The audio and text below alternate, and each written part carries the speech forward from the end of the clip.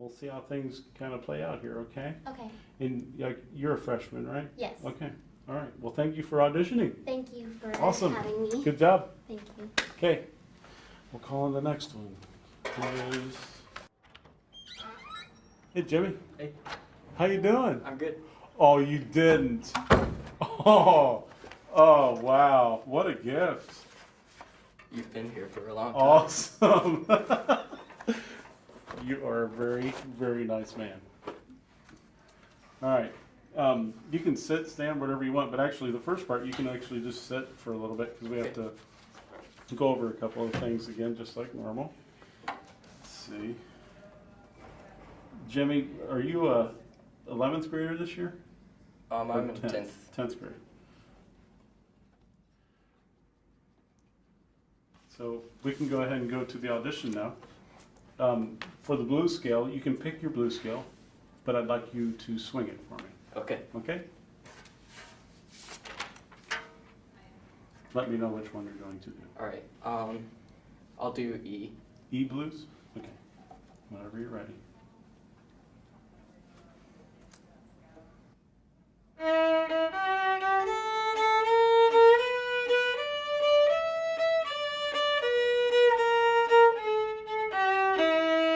Okay, very good. And how about your version of Greenbrier? My version? Yes. Okay. If you want my version. I want to hear the way you like to play Greenbrier. Okay?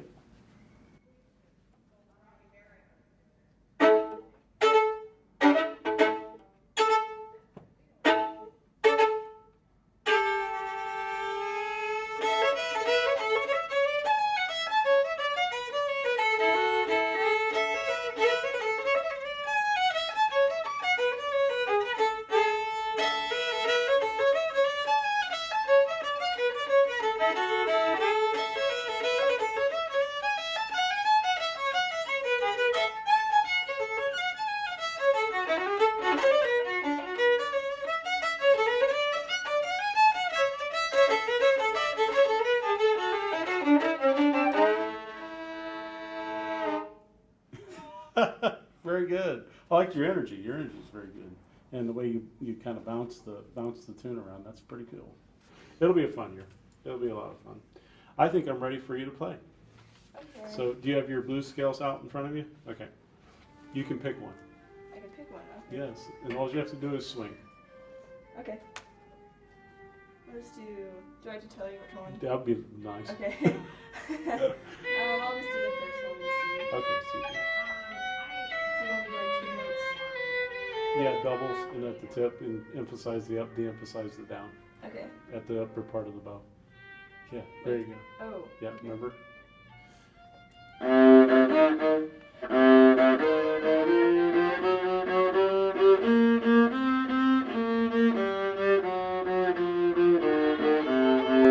That'll work. Before you start, I'm gonna Yeah. kick that person out to the office area. I'll listen to the excerpt whenever you're ready.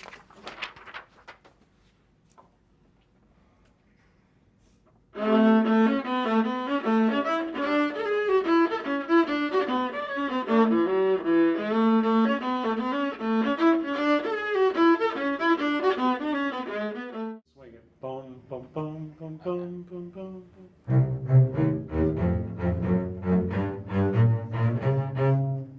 And down. All right. Whenever you're ready.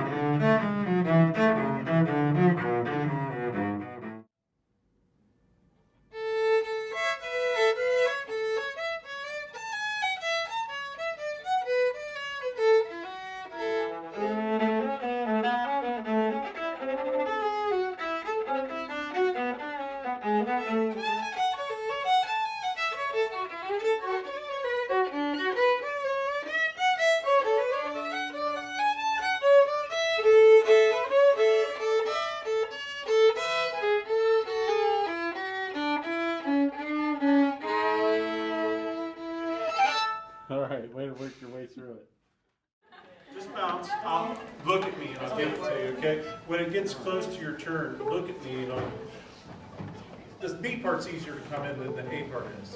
Okay, so look at me, cellos, because you goes viola second, cello first. So if you look at me,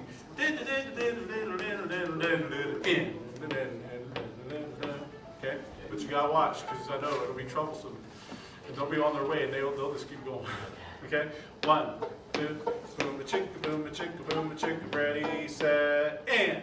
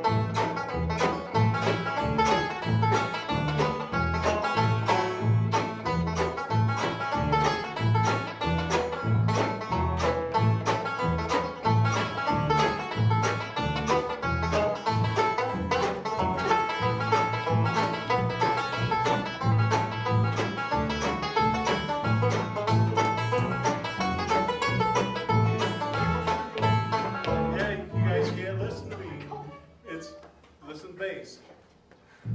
Boom, boom, in. You'll hear it right at the very end.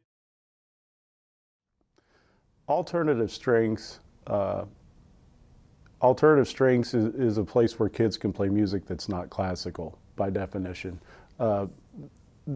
meaning that we have an entire umbrella of alternative by which we can play bluegrass, Celtic, swing, bebop, rock and roll, and it all falls under that umbrella of alternative. And so the alternative strings is a group where kids can explore those different styles. I began thinking about alternative strings actually back in college. I was having a rough go of it a little bit as a junior in college and being very frustrated as a classical musician. And my private cello teacher, Linda Katz, had brought in a recording of a group called the Turtle Island String Quartet. And to be honest with you, that totally blew me away. I never heard music done like that, much less by a quartet. That really ignited a fire, a big one. And by listening to that, I was able to also find out where I could get this music. Tried it with a quartet at Wright State, and it went over mildly successful. But that only furthered my interest in wanting to make it right, wanting to go further with it. I borrowed the name from the rock groups from the 90s that called themselves alternative rock groups. And I thought, what a great name to borrow for our group as well. So alternative strings really was a progression of over a period of time. It came into being from bluegrass only to my passion for jazz, which I really didn't know anything about, but I wanted to do it. I wanted to learn how to do it. I wanted to understand it more. So along with the students, I became a student with them, and we learned it together. 1, 2, 3.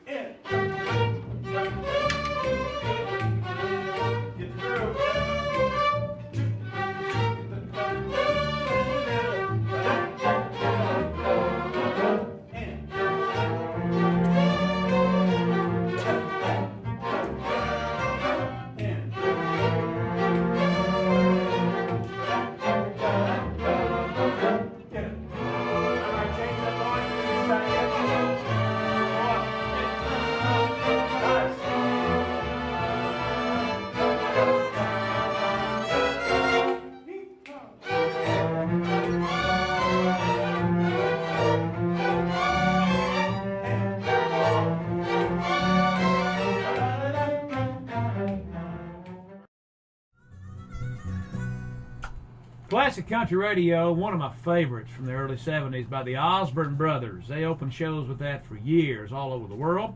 Bobby and Sonny Osborne, and there's Midnight Flyer. Pulled up that tune because I have a special guest in studio that I'm glad to welcome to Classic Country Radio. A guy that knows that song quite well and has taught it to hundreds of youngsters the last several years.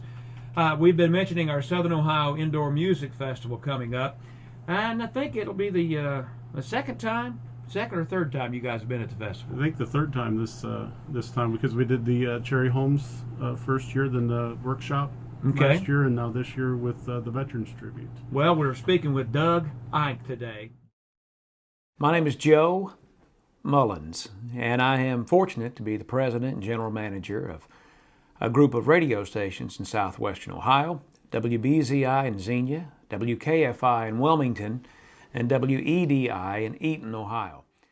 My background is also in professional bluegrass banjo playing. I grew up, my dad was a famous fiddle player and broadcaster, the late Paul Moon Mullins, and I started working on radio and playing banjo professionally when I was a teenager in the early 1980s.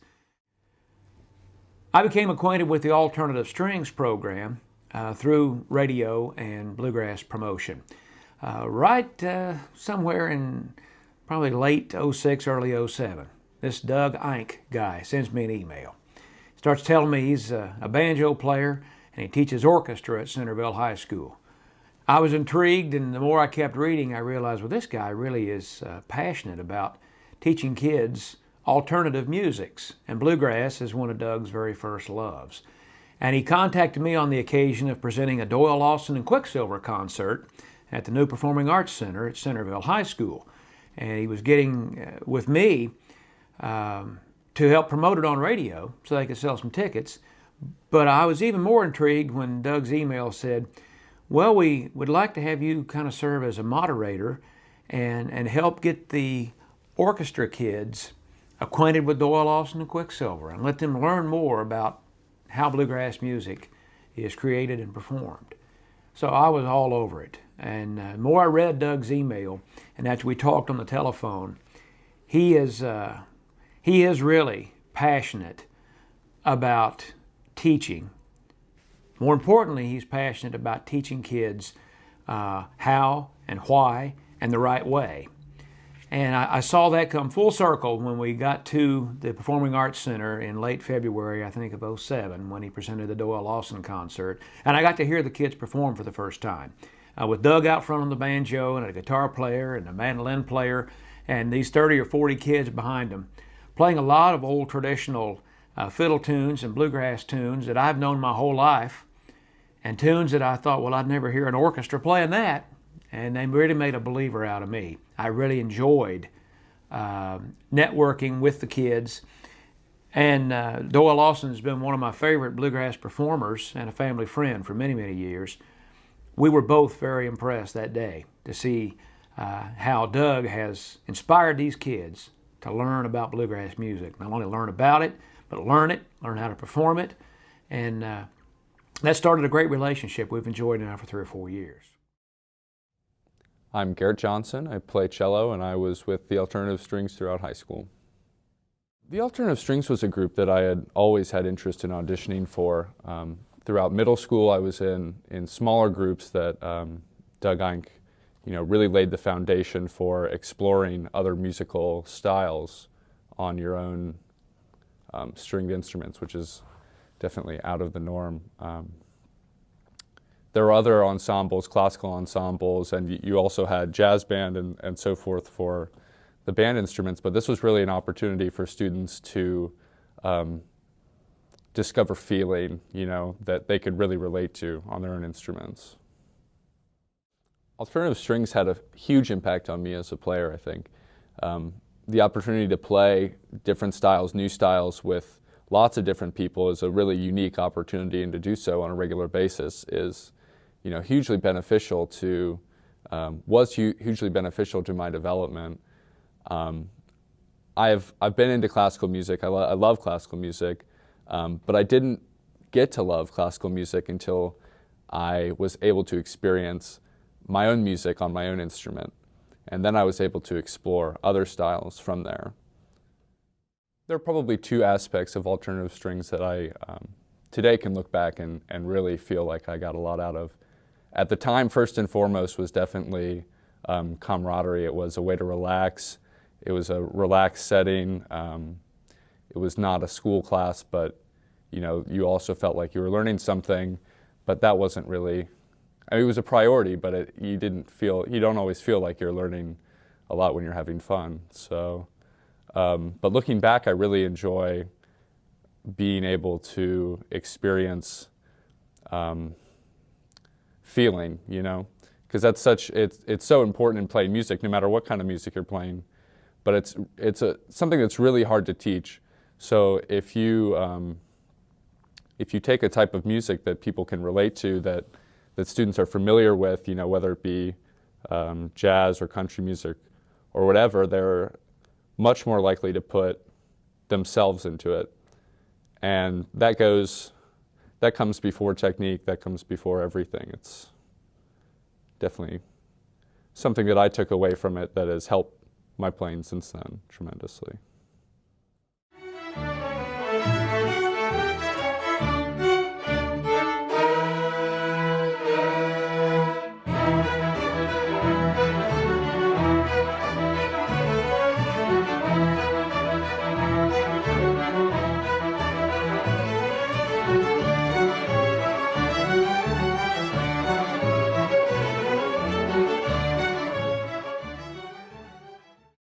I'm Jimmy Albrecht, and I've been playing the violin for almost 8 years.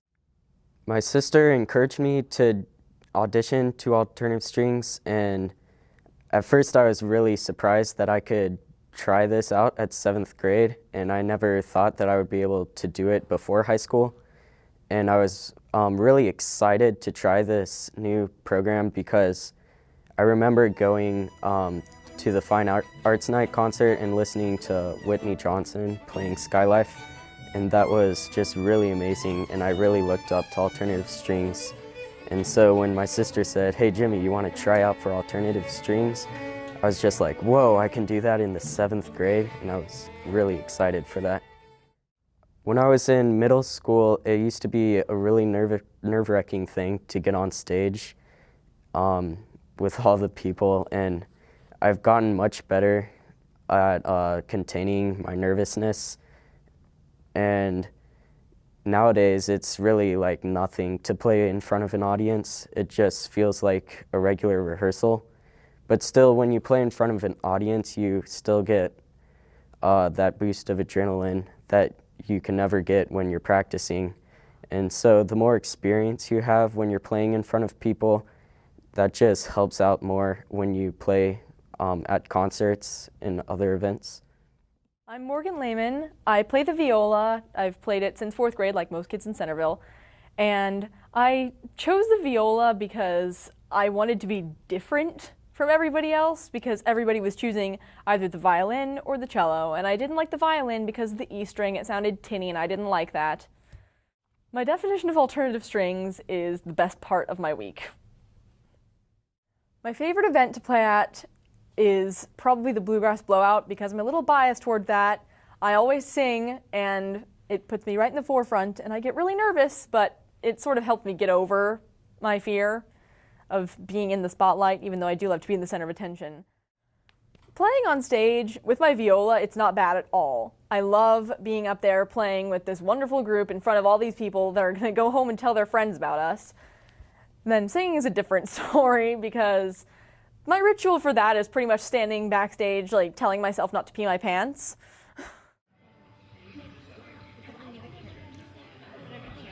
No, it's right on. Boom a chicka, boom a chicka. 1, 2, 3.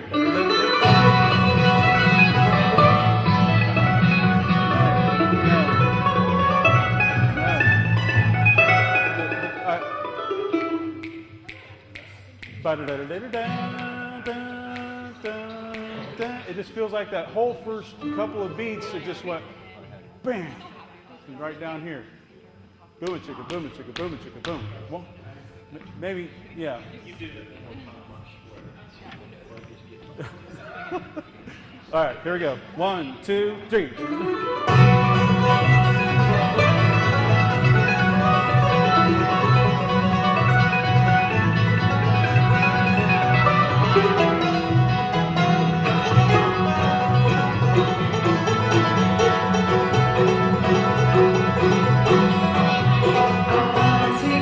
ride to ease my worried mind.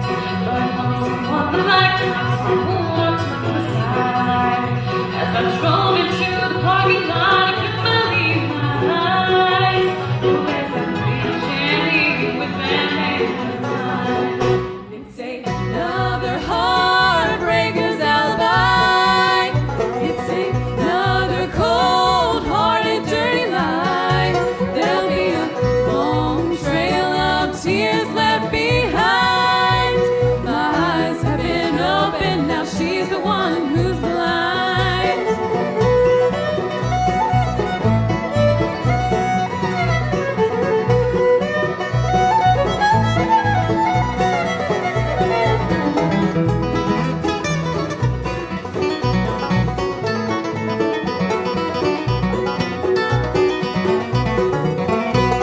He had no time to call me 'cause he never stayed at home.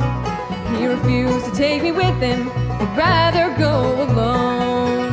Well, he didn't want to hold me and he had no time to talk about our pain and troubles. Now he's the one at fault. And it's another heartbreaker's alibi. It's another cold-hearted, dirty lie. There'll be a long trail of tears left behind. My eyes have been opened, now she's the one who's blind.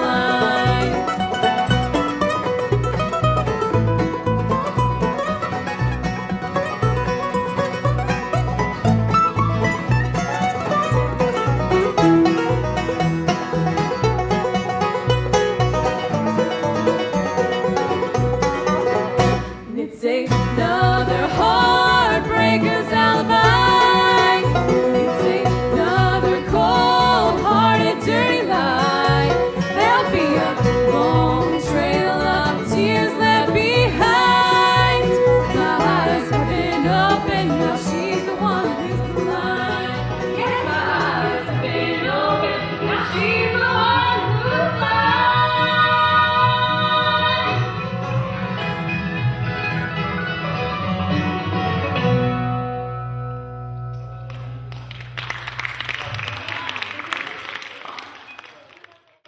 So around 97, 98, I was leaving a bluegrass band then and decided to put my entire work and my heart into what would eventually become the alternative strings.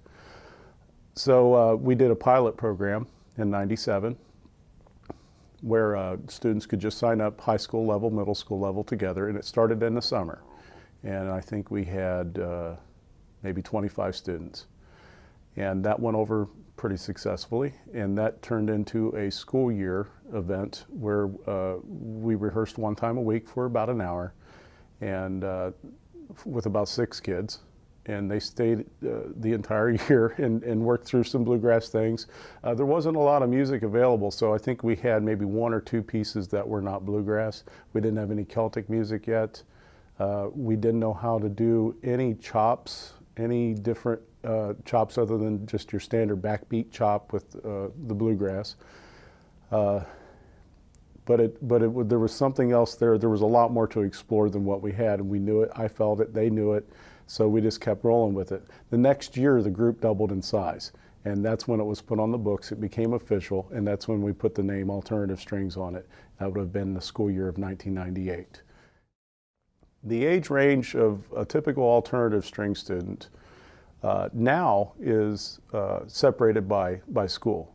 So we have our high school alternative strings, grades 9 through 12, and then also a middle school feeder program, grades 6 through 8. Years ago, when it first began, we had 4th graders, 5th graders, so 9 and 10-year-olds that would be in the program for the entire length of their school career from 4th grade through 12th grade. Now that's been separated out because the numbers have grown to which I can't really take so many of them into one particular group, so we split it into 2 groups at this point, and we did it by school level. So we have a middle school alternative and a high school alternative now. Being an alternative string proponent, sometimes you feel very alone out there. Not a lot of people that really do it, but those that do it are very passionate about doing it. So I could be a student with the kids, make mistakes, and they felt totally cool about that because they make mistakes as well. And if you show them that you are okay with making mistakes in front of them, then I think there's even a deeper appreciation between student and teacher. We're all learning together. So that's, I get the, I can get the feeling of satisfaction knowing that I'm learning right along with those students, and we're both appreciative. I think it's a two-way street for sure. So when we go out there on the show, they know that there's some rough spots that I'm going to incur, that if I make it through, that they're happy for me, and of course their rough spots too. I'm happy for them when they're successful at getting through those. So it's definitely a two-way street. But I feel like I'm back in a band again. This is my band. This is our group together, not just students and teacher, but students included with teacher.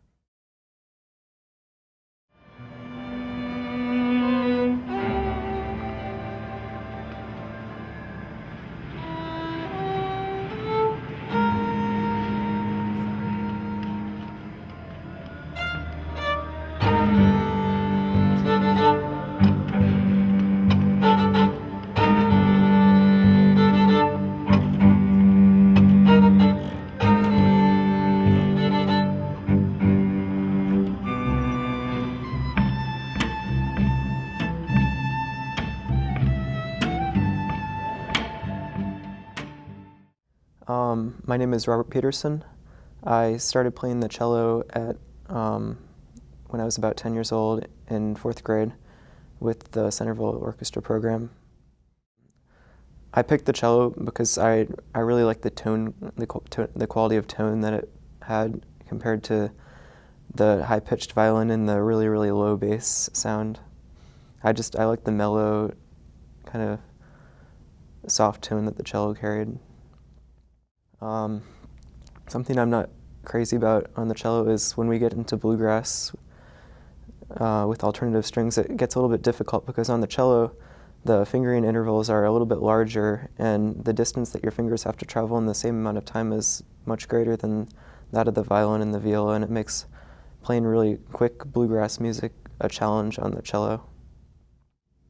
Something that I think is really unique about alternative strings is that we don't just stick to one type of music that we play. We branch off and we try new things. We do different genres, and I really respect that, and I think that's really cool because some people may like bluegrass a ton, some people may love jazz, and I think it's great that we can accommodate all of those interests within only one group.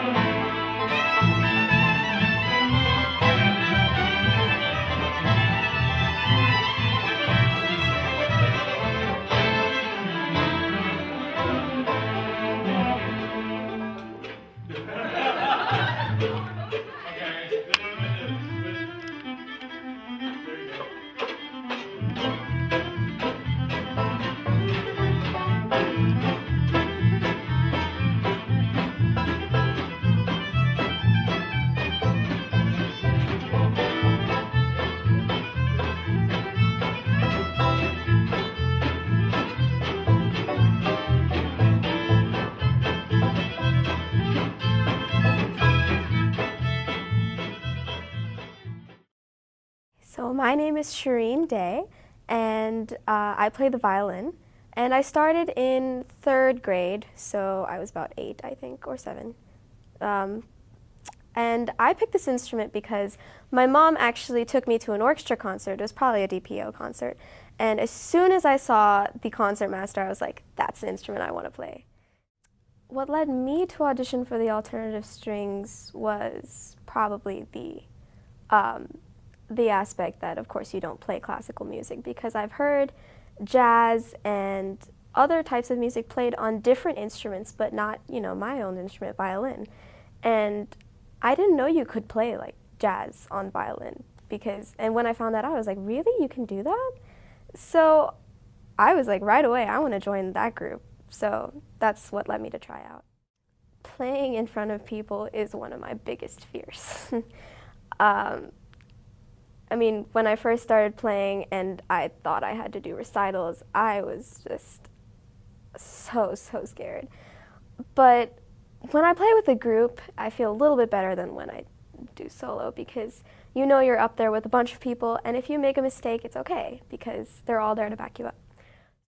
My favorite event that we perform every year is definitely the Bluegrass Blowout, because it's just, we invite a bluegrass group that's a very professional bluegrass group, and we get to do a workshop with them. And I mean, in our Performing Arts Center, which is absolutely amazing. I mean, if you get a chance, you should go. But we actually just go sit right in the front, and they aren't on the stage. They'll come down like level with us, and they'll just play, anything they feel like, and it's just a workshop, and you can ask questions, and it's really, really nice. And then that night, we'll play a concert, and we'll be like the leading act for the bluegrass group, and it's really, really, really fun.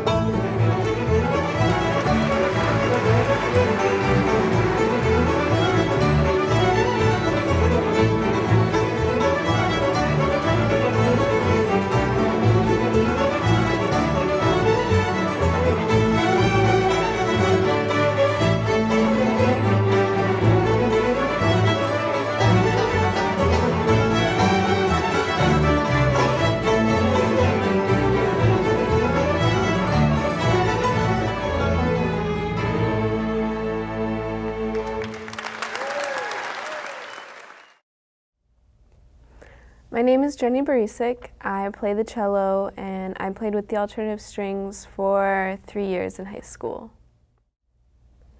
Alternative strings was definitely a big influence in my musical development.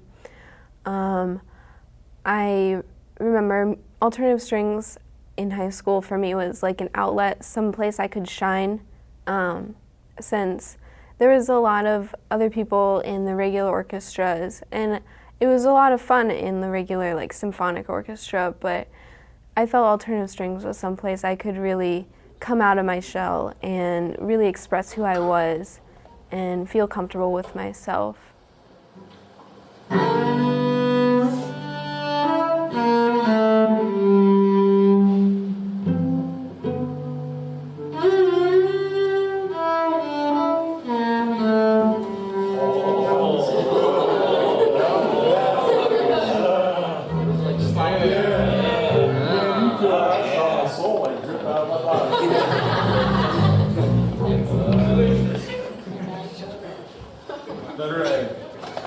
Wow, Jimmy. No pressure. That was great. Alternative strings was such a big part of my high school years. I still look back really fondly on all the memories I had, and I carry that with me through my music career now in college. Mike Frazier and I actually started a small group at Miami University, our own version of alternative strings, where we kind of helped people learn different techniques like chopping and how to swing music on the string instruments. And you know, I also want to include an alternative strings program in the teaching I do in the future. I think it's so important for kids to have in their development, to have that opportunity to express themselves in another way. I think the biggest challenge at first, and maybe not so much now, was validation of alternative strings. When you're telling someone in the higher ranks that you want to create a group where you're going to play bluegrass music, that gets a certain stigma. At least felt like there was a certain stigma out there that I was going to do what, you know. So, but much like classical musicians really value their Beethoven, really value their Mozart and their Brahms, I really, really value the bluegrass music. That is really what I love the most of all these genres. And because of artists such as Alison Krauss, for a huge example, I felt like they took it seriously like it should be, like they valued it the way it should be valued. And I wanted to be able to teach that to kids. So I believe once I explained that to the administration, that I wanted to have a serious class where we really got into more than just the surface level of bluegrass music, that we were actually teaching the real melodies, not someone's watered down version of it, but the real deal, that they were able to buy into it as well.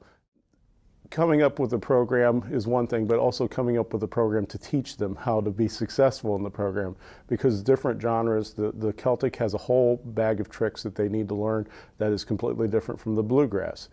Each of these genres have their own styles that need to be mastered before you can be successful. So almost coming up with a game plan of attack to show these kids how to do the styles, how to chop in rhythm, how to do backbeats, how to be in the groove, how to do the things that these genres require to be successful. That was a huge challenge. Also, splitting the group into the 4 sections that I talked to you about earlier. Looking at the first violins not just as first violins, but actually as maybe the guitar part. The second violins as the mandolin part. The violas as the fiddle part, the cellos, that's a big obstacle there, because a lot of times you play anything past the key of D, you go into A, and all of a sudden there's fingering issues. So there's compositional issues. There's, everything that falls well on the fiddle is a train wreck on the cello and the viola. So had to be careful with key selection, but not to change the key, because I was kind of a big proponent on presenting the music as it had been composed originally. When I select the music that we're going to play, I try to look ahead in the school year of what we're doing. For example, this past year we were putting on a Celtic show. So we began the year with lots of Celtic music, and we had to be careful about playability because we didn't have a lot of time to do a lot of it, but we did almost a half a show or three-quarter show of Celtic music. We hold auditions to figure out where everybody's at level-wise, and to make sure that the music will fit the level of the kid. Doesn't mean that you can't put a stretcher in there somewhere, something that will teach them something besides just playing the music. You want to make sure that there are a couple of techniques and there are key components to Celtic music that we don't get in the bluegrass or the rock or the jazz. So I select a couple of no-brainers and a couple of they're going to have to really think about. And also to make sure that they can sit down and be successful at something, but then have to work at something for a long-term goal. So I definitely think about where we're headed musically and also about the kids, where they are at musically at that point in time. 1, 2, 3, 4.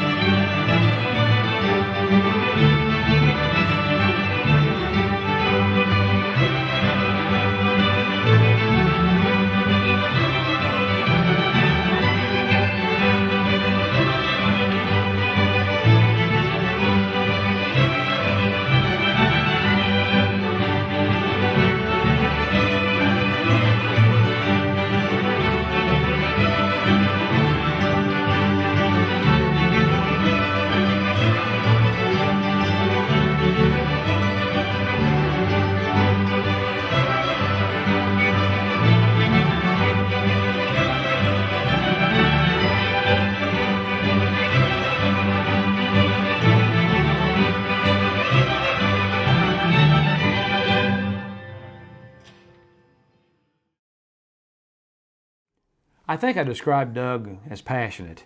He is really serious about seeing these kids catch fire for what he's teaching them.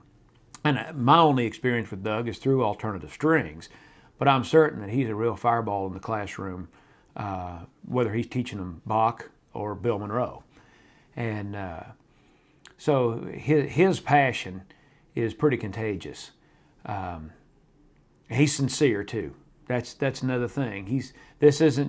Doug's not doing this just out of any selfish motive. He's doing this because he is sincere about loving this kind of music and loving to see kids absorb it and learn it and perform it. And I don't know, I'm not a parent of a kid that's been through his program, but I got to believe he's making some lifelong friends out of some of these kids after they move out of this program. And that's a good thing. Encouragement, encouragement, encouragement. It goes so far in musicians and artists of all trades, who maybe aren't totally confident in their abilities, totally confident in their characters, in themselves, especially as growing young people. They need somebody that is like a rock. And so for me, Doug Einck had a huge impact on me in laying that rock and giving me an environment where I felt like I could express myself musically. There were styles that I could relate to more immediately than classical music. And it was a teacher and educator that I could relate to more readily as well. And it's totally invaluable in an artistic education like that. So that took me a long way. Doug Einck has always been very personable. Even after I've graduated, he always seeks, whenever I've spoken with him, and especially during school, he'll give you the individual attention that you need and really isolate your strengths for you. And he's not afraid to praise you for those strengths and encourage you to keep going with that. And that was definitely had a huge impact on me as a player, because I wasn't always strong in so many areas, but he saw something in some of me, and that gives you a lot of power. Doug Eink is not your typical teacher. I would describe him probably best in a very he's very happy-go-lucky in the most endearing way. It's always totally enjoyable and totally down to earth. He's very real, a great sense of humor, fantastic icebreaker, and he was able to use this humor and this attitude in a really positive way. I think it had a really positive impact on the way that he educated us. Mr. Eink is amazing. I really, really love him. I first met him in 6th grade when I joined the Watts Orchestra, and I was pretty bad in 6th grade. I think I ended up like last chair, second violin, so yeah, it was the worst one of the bunch. And I really wanted to try out for alternative strings in 6th grade too, so I went for the tryout, and I was just absolutely terrified, because when I took a look at that audition music, I knew I couldn't play it, and I went into that audition room crying. But he was just so nice, and he helped me through it, like step by step through the audition. And when I walked out of there, I wasn't really happy or anything, but I mean, I just felt like, I could actually do it. Mr. Eink is a great conductor and a great leader for alternative strings. He has a wonderful sense of humor, and he's really, really passionate about the type of music that we play, whatever it may be. We play so much, but he seems to have energy for it all, and all of the rest of the group. And it's great just coming in. He's always really excited about whatever is happening. Mr. Eink is an excellent teacher, and he combines his humor with his teaching, his seriousness in teaching. So while he has tons of fun with us and the whole ensemble, he still has an attitude that gets work done. And Mr. Eink has really made music a personal experience for me, and sometimes trying to teach me how to improvise. And he kind of taught me how to make music a more personal thing. Oh my goodness, Mr. Eink has been such a big influence on my musical development. Definitely, he was the first person I've ever heard play the cello in my life. I remember he came to our 3rd grade class and played the Flintstones on the cello, and I was like, oh my gosh, I want to play the cello, because he made it look like so much fun. So he's actually the reason I started playing the cello. And then I guess throughout the years I had him in the Centerville Youth Orchestra and in different ensembles, and he just is the most fun guy. Everybody loved Mr. Eink. I remember in 5th grade just like talking about food so much in his class. Like, we would get our work done, but we had a lot of fun. And I remember he was like one of the teachers that treated me like a person and not like a student, which I really appreciated. And even at a young age, like, I felt like I could talk to this guy, I can relate to him, which was so different from all my other teachers. And I guess through the years, he's just like really helped me grow as a musician. He made me comfortable. He always believes in his students, no matter what they want to do. Even if he assigns you something, he might try to push you a little harder than you think you can go, but he believes in you so much. It's just like, you know you can do it. Mr. Eink just like has a little smile, and he looks at you and he like laughs along with you when you make mistakes. And he's a really great guy, and I think we're all really lucky to have him in our school district. Today, what I'd like to do, today's really an introductory day. what is alternative strings, what kind of skills do you need to perform this kind of thing, and I'm going to start showing you that stuff today and really start working hard on it. I'm going to introduce chops, and some of you may not even know what that is. Many of you already do. The blues scales, because it's the foundation upon which we will build all of our jazz on the blues scales. Call and response, Cyprian piece in the old bop style, which I went ahead and I pulled out Twinkle Little Star because it's an easy one to go ahead and pull off right away and feel successful. Right, Kaylin? Yes. Okay. So, and if you have any problems, see Kaylin. Kaylin, raise your hand, please. Thank you. Kaylin knows all about Twinkle. Finally, we'll be holding, I already said that. We're going to be doing some Turtle Island String Quartet listening examples, also some Ricky Skaggs examples, so it's a nice segue into the Bluegrass thing the next time, and also the infamous Chops and Grooves DVD. One reason why the blues scales are kind of called the blues scales is because they include the blue notes. Okay? So what are the blue notes? The notes usually that have the flats on them. Okay? So like the E flat and the B flat. Okay? Especially in the C blues. So the third and also the seventh, the flat seventh. When we incorporate D blues into jazz at least, we use a bowing called swing bowing, okay, or shuffle bowing sometimes. Okay? And I'm going to use the swing bowing at first. I'm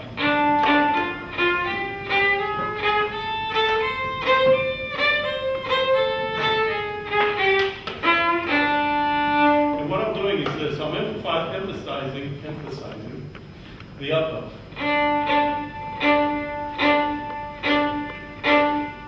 The bow still moves on the down, but very light pressure, almost so you can't hear it. Now I'm not playing straight eighth notes because eighth notes would be this, right? I'm swinging, okay? Really lazy.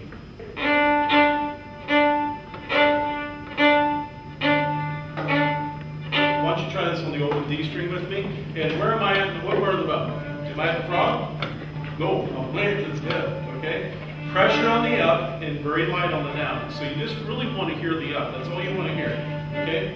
We'll start on the down. Ready, and.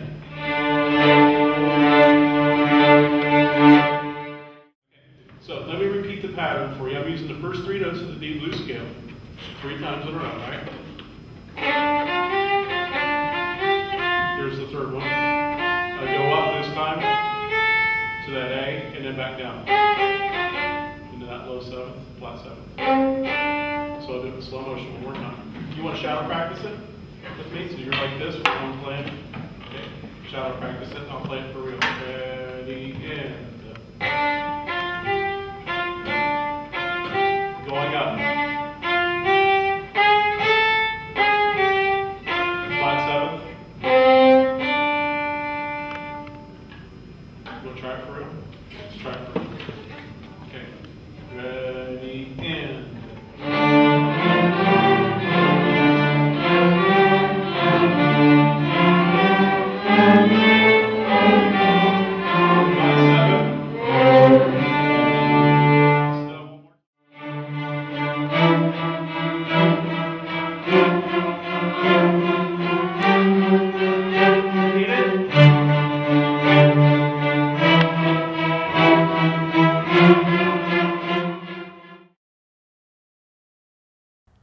The Music in the Parks competition in the spring is our only competition. You know, its primary purpose is just to help us get better so that we can be judged on how well we play and sort of to see how well we match up to other alternative groups.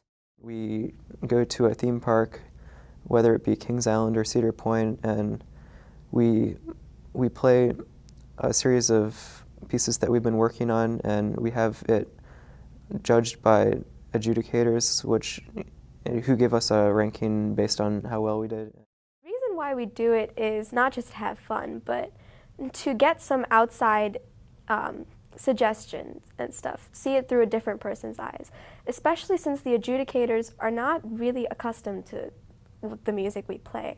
So, I mean, to get it through a classical person's eyes or a jazz person's eyes is really enlightening, I guess you could say. We have been competing in the Music in the Parks venue for the past 4 years, so this will be the 5th year. And the reason why we do that, it provides the kids with a performance goal. Some to have someone adjudicate us or to judge us outside of our own classroom. And this really gets us ready to perform our best. Not to say that we don't perform our best in other venues like the Bluegrass Blowout and around town here when we do a community holiday tour. But this is different. This is where music professionals are really looking at us in a professional way, in a musical way, different aspects, to really grade us if we're doing this correctly. Now that's kind of tough because sometimes the adjudicators have question marks on, well, what is the alternative strings, just like you're asking me now. How do we grade something that really doesn't exist in the mainstream? So we just make sure we have all of our T's crossed and I's dotted and all the musical aspects are in check so that we can be adjudicated on the music rather than what kind of music we're playing. So we do that more for a performance goal. It seems to really raise the level of the group when we do that.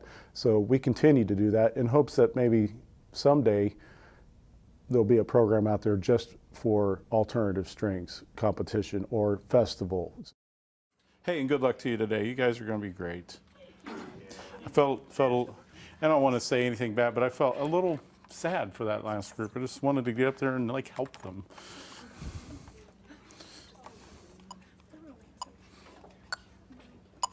Okay. All right. I wish those kids could stay and watch us. That's what I would like, you know.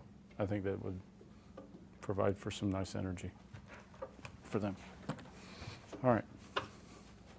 Is everybody okay? All right. Good. Take a deep breath. It's all right. And no, you will not hear no gaps from me today. Okay. All right. That might have to be edited out. No gaps. All right, here we go.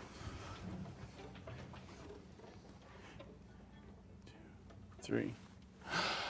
1, 2, and 3, and 4, and 4, 2, and 3, and 4, and 1, 2, and 3, 4, 1, and 2, and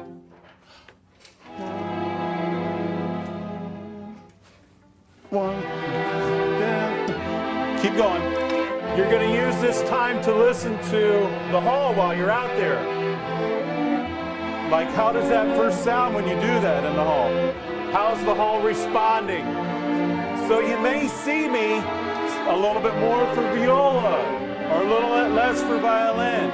Pay attention to that because we'll need it for the other 2 pieces. Listen for balance. Okay, in this room, the viola is getting sucked up pretty good, so you can bring her on out. There you go. Yeah, you heard that now.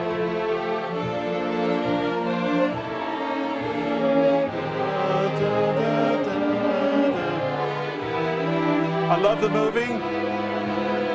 Everybody except for Ryan Frazier. Yes. Come on, Ryan.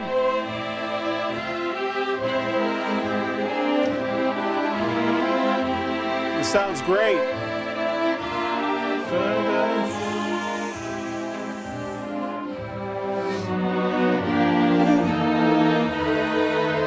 Right there, Stephen, be careful we want to push ahead a little bit. Just stay right in tempo on the crescendo right there, that big one. Yes,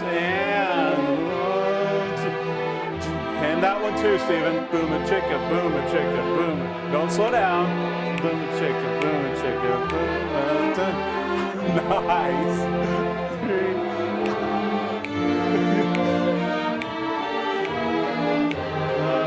And da-dee-da-da-da. Together. All right, violas. Smile. Or at least give me a wink or something.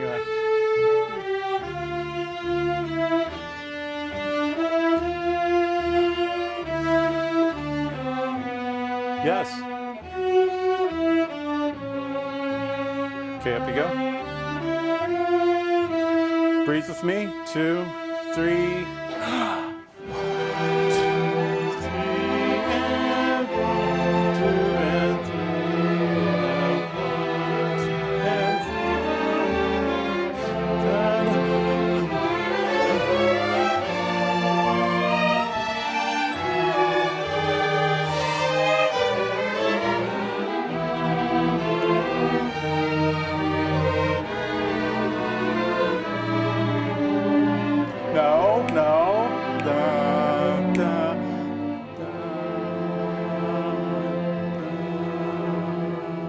You're almost one measure too early on the slow down, so let me do that today, okay? All right?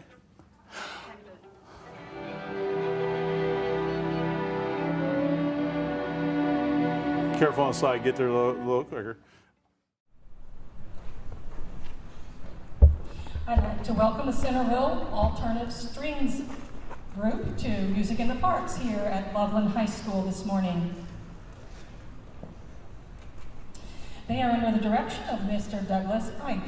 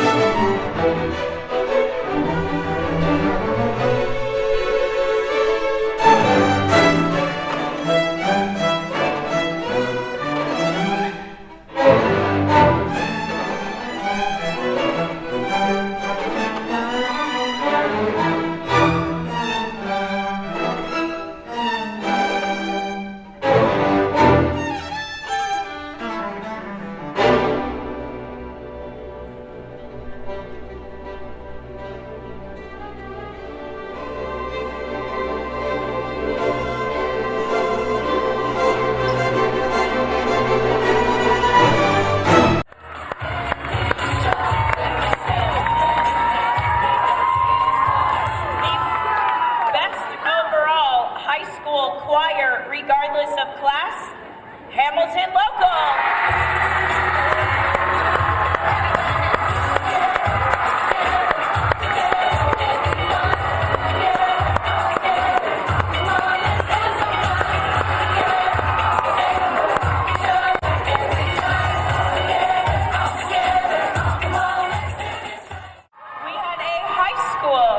High school string orchestra class AA, receiving first place and a rating of superior, Centerville Alternative Strings.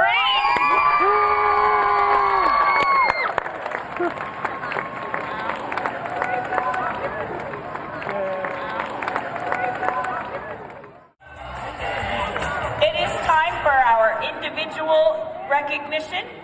Jimmy Albrecht. Our awards, when there is more than one group entered in big categories, we give overall awards regardless of classification, and the Esprit de Corps Award. We begin by recognizing two outstanding individuals. The first, an outstanding instrumental soloist from Centerville Alternative Strings. Yeah! Oh my God! Awesome, man! So good! Yeah! First time! Woo! Yeah! Woo! Love it! Awesome! About time! Yeah! Woo! Yeah, Dylan! Woo! Yeah! Woo! And congratulations to all of you on your wonderful performances. We hope you had a great time, and we'll see you next year at Music in the Parks.